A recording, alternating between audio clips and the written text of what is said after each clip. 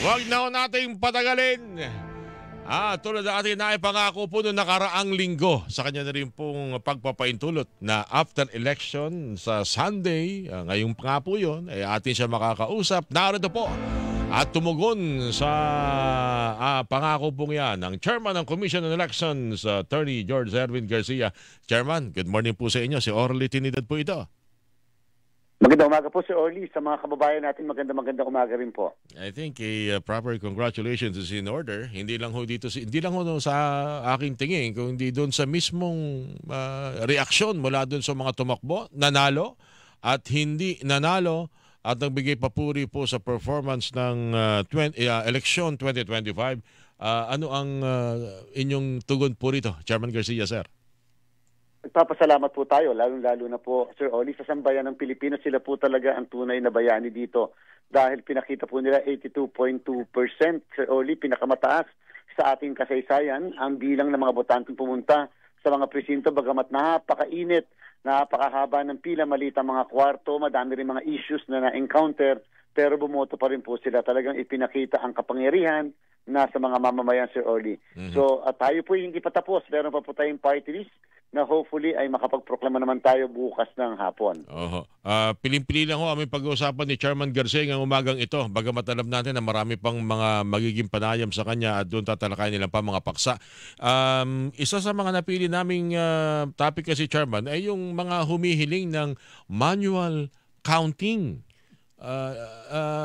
Naunawaan natin talagang pag ikay natalo parang hindi mo matanggap, lalo't feeling mo ay milyon-milyon na nakuha mong boto, kaya magre-request sila ng manual voting at ang binabanggit ay yung Section 31 of Republic Act 9369. Chairman, pwede pakilinaw po ito? Ano itong section na ito, provision na ito sa Republic Act number 9369? Sinasabi po kasi nila, Sir Orly, na sa batas daw natin ng automation ay meron daw pong provision doon na dapat ay magbibilang ng boto sa presinto kapag nagbibilang na mga teachers. So kung magkakaganon po, Sir Orly, natapos na po yun kung talaga may ganyan po na intensyon ng ating Kongreso sa ating batas. Dapat po, di nagbilang yung mga teachers noong mismong panahon na binibilang noong Mayo 12 ng gabi. Okay. Pangalawa po, wala po kasi tayo, Sir Orly, na budget para dyan sa mga pagbibilang na ganyan kung talaga mga yan ay piniprescribe. Bakit po simula noong 2010 na nag-automated election tayo, ay wala po tayong mga ganyang klaseng pagbilang. Ibig sabihin po, kapag kasi nag-manual count, Sir Orly, sa isang automated election, hindi po siya full automation. Dapat po may bilang na manual tapos may automation. Wala pong gano'n na nakalagay. Ang title po nung mismong batas na yan ay automated election law. So ibig sabihin, at yung po ang dahilan kung bakit meron tayong random manual audit, Sir Orly. Yung nga po ibig sabihin, yun po yung pagbilang. Yun po yung dapat na meron naman po kaya lang, hindi buong Pilipinas. Tingnan niyo po, Sir Orly, kung sa pagbibigyan po natin sila, sino po magbibilang? Saan bibilangin? Magkano ang budget? Saan kukuhanin ang budget? Anong proseso? Anong procedure ng pagbilang? At number 2, hindi po ba pagka tayo ay nagbilang ngayon, nakapagprograma na tayo ng senador, mawawalan na po ng jurisdiction ng COMELEC. Hindi po ba dahil ang jurisdiction mapupunta na sa Senate Electoral Tribunal? Di matatapakan po namin yung kapangyarihan ng Senate Electoral Tribunal. Doon po, kahit sino kung gustong magprotesta, pwedeng bilangin ang kahit na saang parte ng Pilipinas ng mga balota. So ibig sabihin, itong ginigiit na ito ay parang wrong, hindi naman siguro wrong interpretation, pero hindi applicable doon sa gustong mangyari noong mga nagre-request ng manual counting o manual audit, dahil meron na nga tayong ginagawang random manual audit na yun ang dahilan kung bakit po may ganitong pagtitiyak na magiging tama o eksakto yung mga na-transmit na boto. Kami po mga abogado, Sir Orly, ay may kanya-kanya interpretasyon sa kung ano yung provision ng batas. Ayun po, Sir Orly, minsan, pag tinignan mo lang yung isang seksyon, parang yun ang interpretasyon mo. Alam niyo po, madami rin pagkakataon na titingnan mo yung kabuuan ng mismong batas. Hindi lamang po yung puno, kung hindi yung buong forest ang titingnan natin. Ano po ba ang intensyon ng ating batas? Full automated election. And therefore, kung tinignan po yung Section 31 na yan, parang contrary po yun sa full automation na sinasabi po ng ating batas. Pero hindi ibig sabihin na parang in contrary itong provision nito Section 31.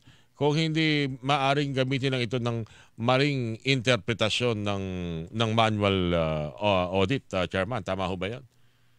Opo eh. Pero alam niyo po si Oli, ito ang pinakamaganda. Tama po itong pagkakataon na ganito, itong 2025 elections, upang makapaghabi tayo ng mga batas o kaya baguhin na natin ang automated election law. Sapagkat 2007 pa po Sir Oli, Opo. kahit napakatagal na, ang dami na pong pagbabago. Ang dami na pagbabago sa teknolohiya. Maaaring hindi na po yan updated na ganyan, makaka-adjust tayo. Ako po nag-agree ako kung kakailanganin ng pagbabago, overhaul ng batas, bakit nga ba hindi? Pero sa kasalukuyan, tali po ang kamay ng COMELEC. Hindi po kami makakakilos nang hindi binabago ang batas sapagkat tagapagpatupad lang po kami ng ating mga umiiral na batas. Okay, bago iba mga tanong, kumustahin ko lang ho yung random manual audit. Hanggang kailan magtatagal ito, Chairman? At kalimitan po yan, Sir Oli, ay yung nakakaraan, 45 days. Inaabot po yan. At napakadami pong tao na andon, kaya kulang-kulang mga 700 lahat yan. Ilan daang balota po ito? Ilan daang, tama ba? Ballot box? O presinto ba itong? Balota, opo, ballot box. 712 po na ballot boxes yan, Sir Oli. Tapos meron pa yung result ng nasa abroad din. So yan po ay manumanong binibilang, inisa-isa. Na andyan po, hindi taga-COMELEC lang po yun. Naandyan po ang Philippine Statistics Authority, DepEd, ang PICPA, Philippine Institute of Certified Public Accountants, kasama na rin po ang PPCRB, NAMFREL at Lente. So madami pong naandun at tinitingnan isa-isa kung may variance, may difference ba yung boto na binilang sa balota at yung election returns na produkto ng mismo makina at na-transmit. Kailan nagsimula ito, Webes? Tama?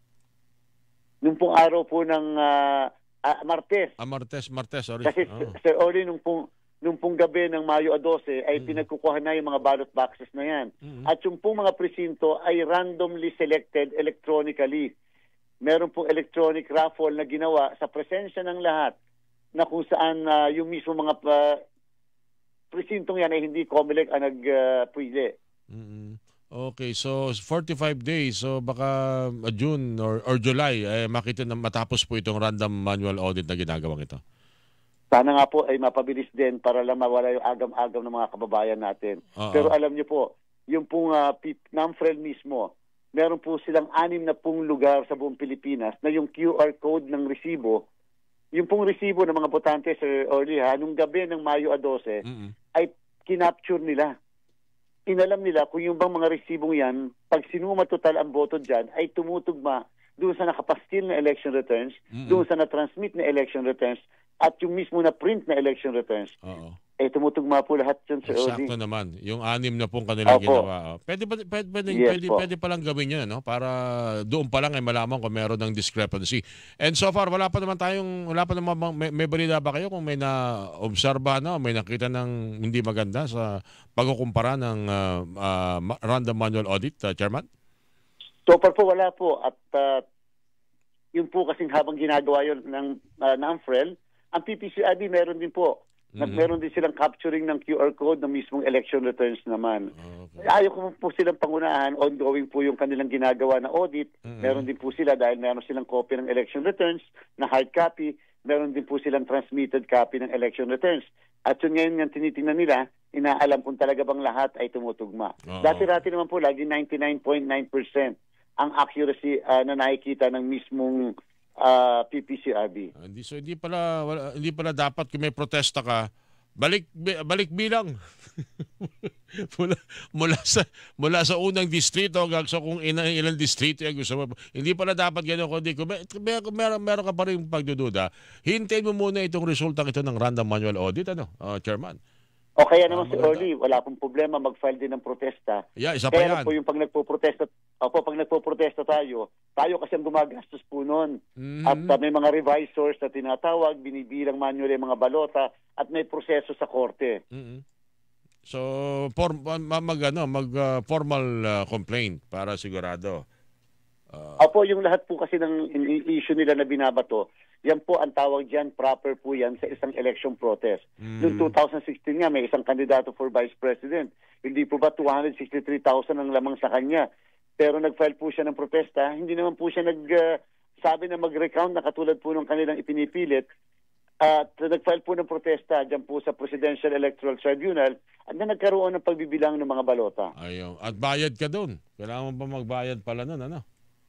Ay, per ballot box po ang pagbabayad doon at pagkatapos, Sir Oli, yung mismo mga ballot boxes ay kukuhanin sa mga probinsya at isiship papunta po dito sa Maynila.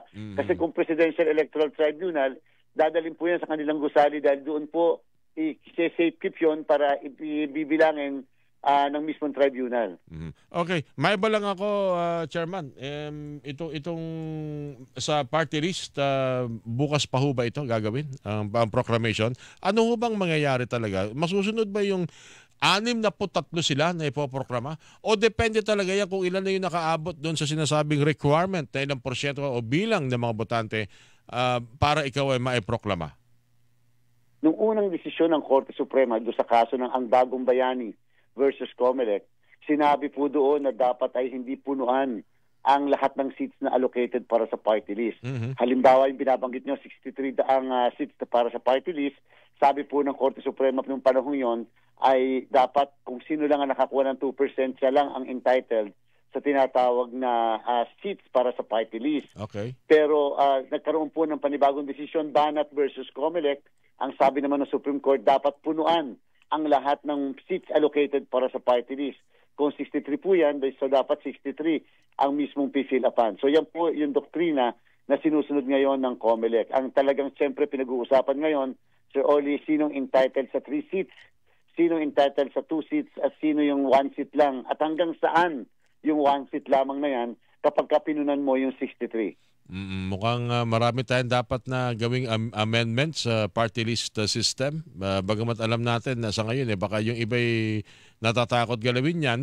Pero mas maganda siguro at isama na rin yung binanggit ka nung sa panayam sa inyo na ingatan yung paggamit ng mga pangalan ng party list. Hindi yung gamit kinagamit, pati ayuda ng gobyerno, pati programa sa telebisyon, pati mga pangunahing mga newscast at mga mga public affairs program ginagamit ang pangalan ng party list. Pwede sigurong isama doon sa amendment. Sir Oli, alam niyo Sir Oli, tayo po nung pumasok diyan sa Comelec, nandiyan na po kasi may mga pangalan na gamit yung mga sikat ng telenovela o kaya naman yung mga sikat na ayuda ng pamahalaan.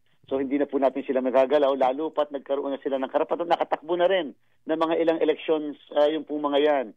Pero sa mga susunod pong pagpapa-accredit, hindi na po natin papayagan yan. Mas maganda po nakabase ang pangalan nila sa advokasya, pinapanindigan mismo ng party list. Okay. Bago dun sa panghuling tanong, meron bang posibilidad na matanong o mahinga ng paliwanag ang Miro sa mga sumablay ho nilang mga ACM? Opo, wala naman pong problema. Mas maganda po matanong din sila. Pero siyempre po kami po ay makakasagot din dyan dahil nakarenta po tayo eh. Wala naman po silang pakialam na doon sa mga makina nung nirentahan na natin. Nasa ating pangangasiwa na kasing ACM. Opo, 311 po yan, Sir Oli, hindi po sila mga nasira. Ang nangyari po doon, Sir Oli, nung makita natin, halimbawa, 2 beses nang nagre-reject yung mismong balota dahil nga siguro, ang mismong makina, pina-pull out na kaagad natin yun at kaagad natin pinapalitan. Ayaw po natin nagkaroon ng sira, maghihintay ang mga kababayan natin ng oras. Okay. So ang ginawa po natin, pag may nakita ng ganon, ay kaagad natin pinupull out at palit kaagad. Napakadami po kasi nating contingency machine first time. Dati-rati po isang machine, isang regional office ng Comelec.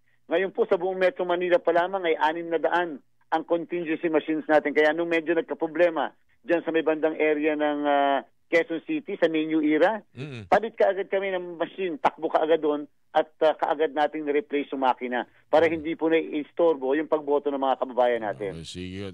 Ipagpapaliban ko muna yung question ng ukol sa ACM kasi may mga natanggap pa ako na pagpasok kung ano yung hindi kumpleto yung pangalan ng senador. Kung sino yung hindi naman kinaaasaran pero hindi niya nagugustuhan ang senador. Yun daw ang umeksakto ng kanyang pang-12 kaya nagingit-kit na tumawag sa akin na nagsusumbong. Anyway, siguro may mga basis naman. May mga pasya naman para ma-verify. Tulad ng aking Opo, ito pong random annual audit. Yan po yung tamang pagkakataon talaga na sinasabi. Maaaring hindi man lahatan sa buong Pilipinas, pero siyempre po yun ay representative na sample ng kabuuan ng ating pong presinto sa buong Pilipinas. Nakatuon na ho ba ang ating atensyon ngayon, ang atensyon ng COMELEC sa ano bang nakahanda ngayong susunod pang halalan ngayon 2020? Yung barangay sa election sa December, tama ba yun, Chairman? Ay, opo, pero Sir Oli, simula pa po ng 2 buwan, kasabay po namin pinaghahandaan yung pumbang Samoro parliamentary elections. In fact, noong isang araw, nagpa-meeting na tayo. Itong darating na Martes, meron muli tayong pagpupulong sa mga tauhan natin dyan sa Bangsamoro para po mapaghandaan naman yan dahil napaka-importante po ng parlamento ng eleksyon. At yan po yung mangyayari sa early na October 13. At ang barangay and SK elections naman ay mangyayari sa December 1. Hindi po ganun kahaba ang mga panahon ng paghahanda natin. Baka po kapusin kami. Kaya talagang sabay-sabay po lahat yan na paghahanda. May mapopostpone ba dito kung napaka-ikli lang nung gap? Baka mapostpone ng barangay election? Yung possibility nun, Chairman? Pwede kaya yan? Hindi na po natin alam, sorry, dahil siyempre ang pinaka-crucial na panahon para malaman natin kung ma-reset ba yan o mapopospone ay yung June 2 to June 12 na resumption ng Kongreso. Para sa mga so, titignan natin po kung maipapasa nila yan. Anyway, pero kayo, dahil wala pang nakikitang hakbang dito o resolusyon o kung ano mang batas ang ating Kongreso, tuloy ito sa October and December. Tama po kayo, tuloy-tuloy lamang ang paghahanda natin. Mahirap po kasi magpatumpik-tumpik at umasa na baka sakaling ma-reset. Paano po kung hindi? May period po yung bawat paghahanda po namin. Okay. Chairman, maraming salamat sa inyong pagkakalabuli ng pagkakataon na sa susunod pang mga araw. Magkakumustahan po ulit tayo lalo na sa ating binabantayang random manual audit. Thank you po, Chairman. Maraming salamat po, Sir Oli. Mabuhay po kayo. Salamat po. Si COMELEC Chairman George Erwin Garcia. Inyo po napakinggan. 12 minuto bago Hilingan, walang pinoprotektahan.